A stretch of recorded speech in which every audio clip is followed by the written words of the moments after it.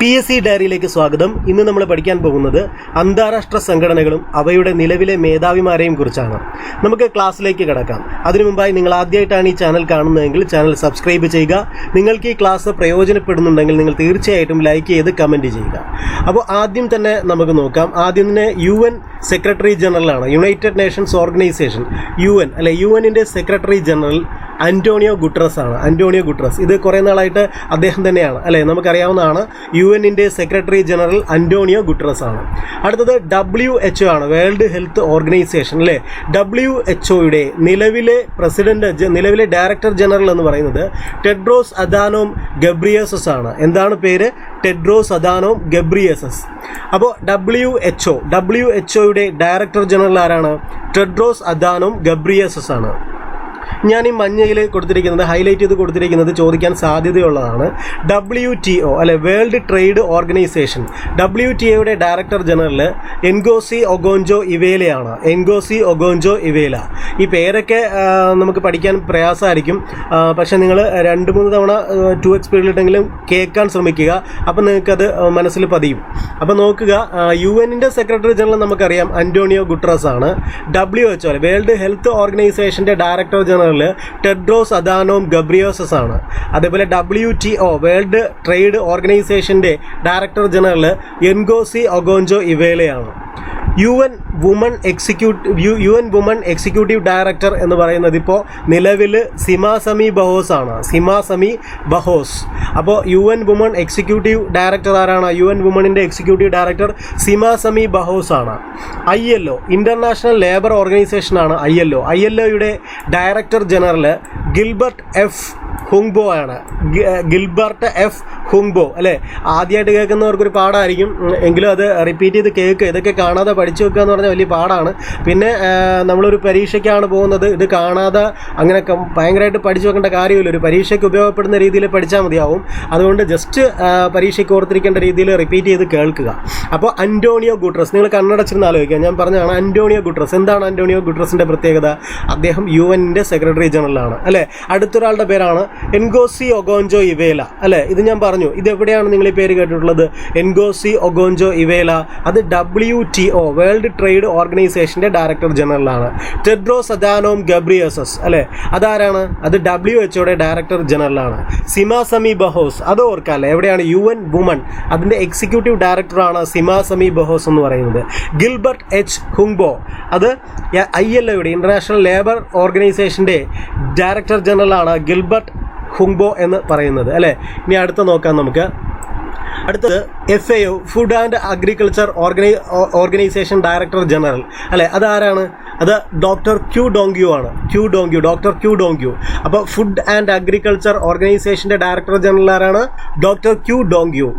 UNESCO, ഇതൊക്കെ അറിഞ്ഞിരിക്കണം. യുനെസ്കോയുടെ ഡയറക്ടർ ജനറൽ ആരാണ് നിലവിൽ?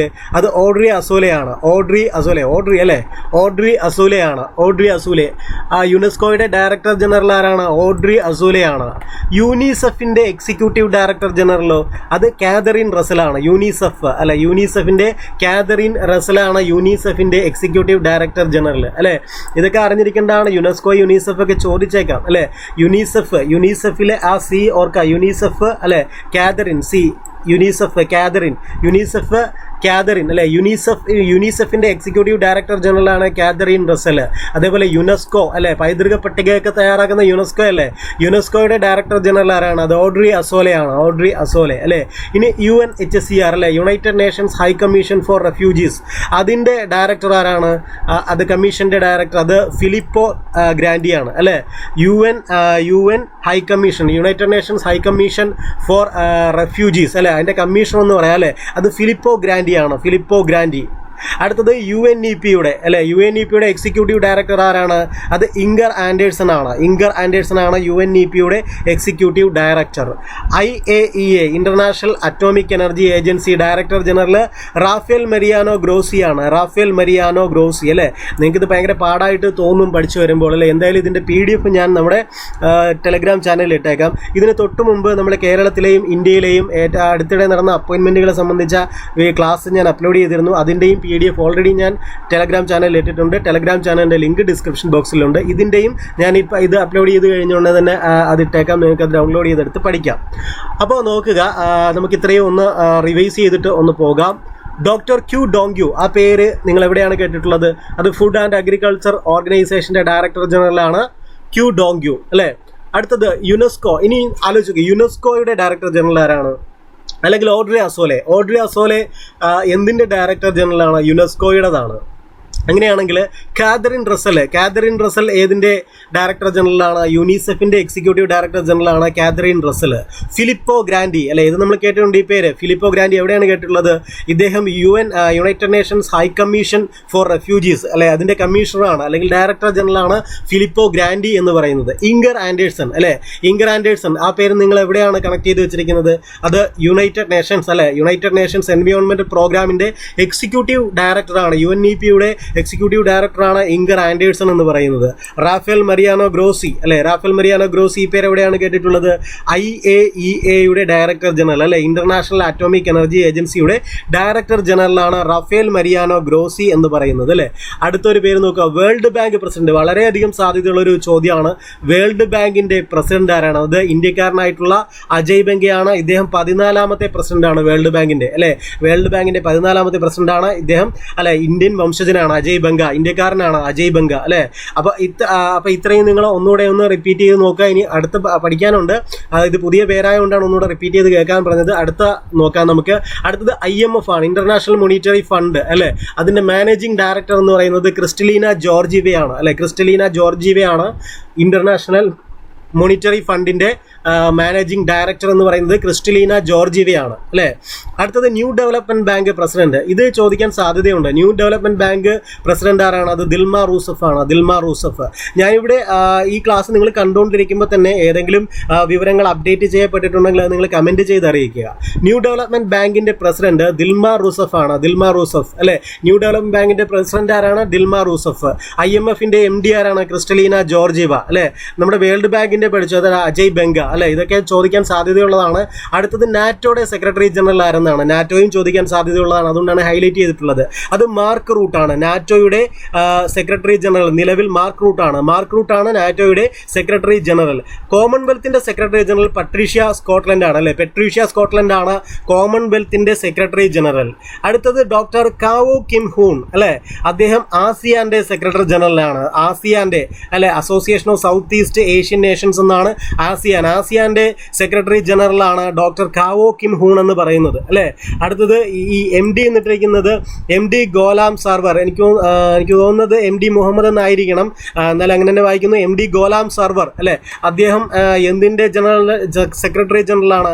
സാർക്കിന്റെ സെക്രട്ടറി ജനറലാണ് MD ഗോലാം സർവർ എന്ന് പറയുന്നത് അല്ലെ. നമുക്കപ്പോൾ ഇത്ര ഒന്നുകൂടെ നോക്കാം. ക്രിസ്റ്റലീന ജോർജീവ, നിങ്ങൾ എവിടെയാണ് ഈ പേര് കണക്ട് ചെയ്ത് വെച്ചിരിക്കുന്നത്? IMF-ന്റെ അല്ലെ, ഇന്റർനാഷണൽ മോണിറ്ററി ഫണ്ടിന്റെ മാനേജിംഗ് ഡയറക്ടറാണ് ക്രിസ്റ്റലീന ജോർജീവ.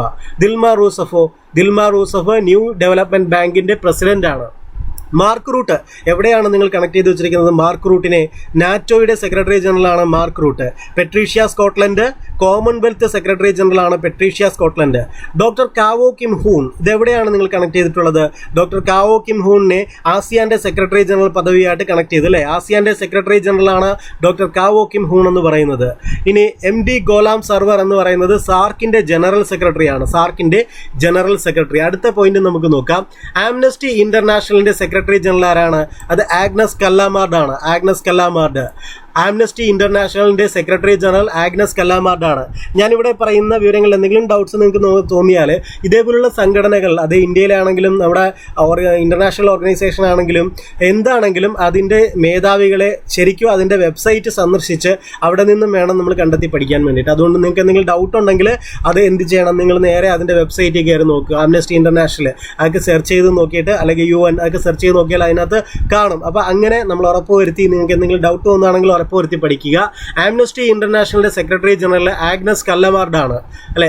IOC അല്ലെ, ഇന്റർനാഷണൽ ഒളിമ്പിക് കമ്മിറ്റി, അതിന്റെ പ്രസിഡന്റ് തോമസ് ബാക്ക് അല്ലെ. തോമസ് ബാക്ക് എന്നും പറയും, ചിലപ്പോൾ തോമസ് ബാഷ് എന്നും എഴുതി കണ്ടിട്ടുണ്ട് അല്ലെ. അപ്പോൾ IOC ഇന്റർനാഷണൽ ഒളിമ്പിക് കമ്മിറ്റിയുടെ പ്രസിഡന്റ് ആരാണ്? തോമസ് ബാക്ക് ആണ് അല്ലെ. ഇന്ത്യൻ ഒളിമ്പിക് കമ്മിറ്റിയുടെ പ്രസിഡന്റ് ആരെന്ന് നമ്മൾ കഴിഞ്ഞ ദിവസം പഠിച്ചിരുന്നു അല്ലെ. ഇന്ത്യൻ ഒളിമ്പിക് കമ്മിറ്റിയുടെ പ്രസിഡന്റ് PT ഉഷയാണ്. ഇത് ഇന്റർനാഷണൽ ഒളിമ്പിക് കമ്മിറ്റിയുടെ പ്രസിഡന്റ് തോമസ് ബാക്ക് അല്ലെങ്കിൽ തോമസ് ബാഷ് ആണ്. ഇനി അടുത്തൊന്നും വളരെ ഇമ്പോർട്ടന്റ് ആണ് അല്ലെ. ICCയുടെ പ്രസിഡന്റ് ജയ്ഷെ ആണ്. ഇദ്ദേഹം ഈ സ്ഥാനത്തെത്തുന്ന ഏറ്റവും പ്രായം കുറഞ്ഞ വ്യക്തിയാണ്, ഇന്ത്യക്കാരനാണ്, ജയ്ഷ അല്ലെ. ഇപ്പൊ നമ്മൾ രണ്ടെണ്ണം പഠിച്ചു. ഏതാണ്? വേൾഡ് ബാങ്കിന്റെ പ്രസിഡന്റ് അജയ് ബംഗ, ഇന്ത്യക്കാരനാണ്, 14ാമത്തെ വേൾഡ് ബാങ്കിന്റെ പ്രസിഡന്റ് ആണ് അല്ലെ. ICC ഇന്റർനാഷണൽ ക്രിക്കറ്റ് കൗൺസിലിന്റെ പ്രസിഡന്റ് ആരാണ്? അത് ജയ്ഷയാണ് അല്ലെ. ഇദ്ദേഹം ഈ പൊസിഷനിൽ എത്തുന്ന ഏറ്റവും പ്രായം കുറഞ്ഞ വ്യക്തിയാണ്, ജയ്ഷ, ഇന്ത്യക്കാരനാണ്. അപ്പൊ ഇതൊക്കെ ചോദിക്കാൻ സാധ്യതയുണ്ട്. അടുത്തത് ഫിഫ പ്രസിഡന്റ് അല്ലെ. ഫിഫയുടെ പ്രസിഡന്റ് ജിയാനി ഇൻഫാന്റിനോ ആണ്. ഫിഫയുടെ പ്രസിഡന്റ് ആരാണ്? ജിയാനി ഇൻഫാന്റിനോ ആണ് ഫിഫയുടെ president. International association of athletics federation IAAF അല്ലെ, അതിന്റെ പ്രസിഡന്റ് സെബാസ്റ്റ്യൻ കോയ് ആണ്. ഇതും സാധ്യതയുണ്ട് ചോദിക്കാൻ. ഇന്റർനാഷണൽ അസോസിയേഷൻ ഓഫ് അത്ലറ്റിക്സ് ഫെഡറേഷന്റെ പ്രസിഡന്റ് ആരാണ്? സെബാസ്റ്റ്യൻ കോ ആണ് അല്ലെ. Sebastian Coe. അപ്പൊ നോക്കുക, ആഗ്നസ് കല്ലമാർഡ് എന്തുമായി ബന്ധപ്പെട്ടിരിക്കുന്നു? അത് ആംനസ്റ്റി ഇന്റർനാഷണലിന്റെ സെക്രട്ടറി ജനറൽ ആണ് ആഗ്നസ് കല്ലമാർഡ്. തോമസ് ബാഷ് അല്ലെങ്കിൽ Thomas Bach IOC international Olympic കമ്മിറ്റിയുടെ പ്രസിഡന്റ് ആണ് തോമസ് ബാക്ക്. ജയ്ഷ ICCയുടെ പ്രസിഡന്റ്, ഇന്റർനാഷണൽ ക്രിക്കറ്റ് കൗൺസിലിന്റെ പ്രസിഡന്റ് ആണ് ജയ്ഷ.